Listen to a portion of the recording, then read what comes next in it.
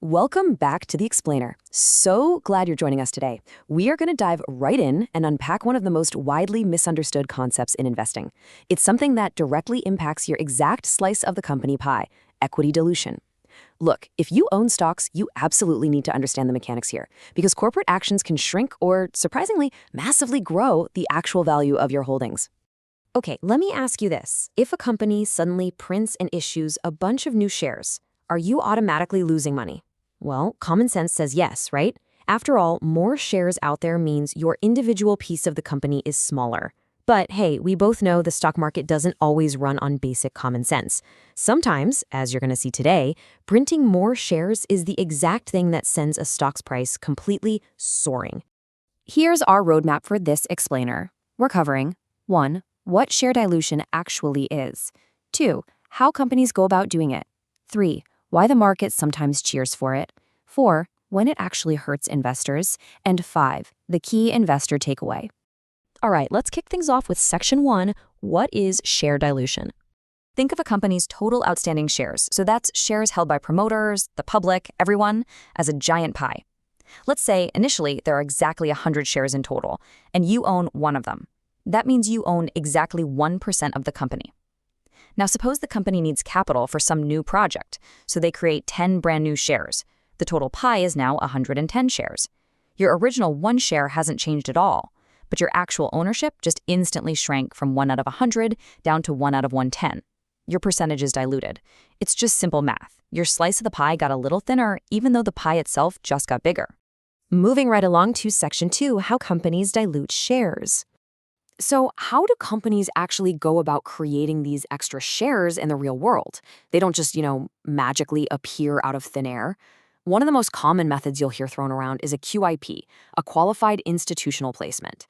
Now, don't let the corporate jargon intimidate you. Honestly, it's just a fast track for listed companies to raise cash. Instead of going through the whole grueling process of offering shares to the general public, they just sell a chunk of newly created shares directly to the big players, the qualified institutional investors. It's basically a quick cash injection for the company. Another huge source of new shares is the ESOP, the Employee Stock Ownership Plan. This is just a scheme companies use to reward and retain their best talent. By issuing new shares to employees, the company perfectly aligns the employee's financial interests with yours, the shareholder. Now, it does create new shares, so yeah, it dilutes existing ones, but it's generally seen as just a necessary cost of doing business and building a super motivated team. So, summarizing the main methods here, companies can sell shares directly into the open market, they can execute a QIP for that fast institutional money, or they can issue ESOPs to their employees. But there is another fascinating one to keep in mind: corporate mergers. Think about it. When 2 companies merge, you suddenly have 2 entirely different sets of shareholders. The new combined entity has to issue shares to accommodate everyone from both sides. That combination naturally waters down or dilutes your original slice of the pie. Which brings us to Section 3, why the market cheers. Now, you would absolutely think shrinking ownership would always lead to a drop in the stock price, right? But sometimes the market reacts with just absolute joy. Let's look at this brilliant case study with Bajaj Finance. A while back, they did a QIP to raise funds. They issued these new shares to institutions at a discount, meaning they sold them cheaper than what the stock was trading for on the open market. You'd expect existing shareholders to completely panic, but the exact opposite happened. The share price actually rallied. Why? Because that massive amount of cash they raised went directly into the company's reserves. The market knew exactly how much additional lending and business Bajaj could generate with that new money. The long-term appreciation completely outweighed the temporary dilution. And this brilliantly shows just how powerful, strong companies are. Contrast that Bajaj example with HDFC Bank. When HDFC Bank conducted a QIP, the demand was so incredibly high that they actually issued the newly created shares at a premium, like above the current market price. When you have a powerhouse growth company, investors are literally willing to pay top dollar for those new shares. That brings massive capital into the bank to expand their operations even further, completely turning a dilution event into a massive growth catalyst. 0.5%. Keep this tiny number in your head for a second, because context changes absolutely everything when it comes to dilution.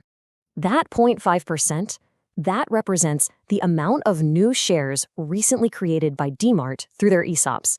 For a rapidly growing company backed by incredibly strong promoters, a 0.5% dilution is basically a rounding error.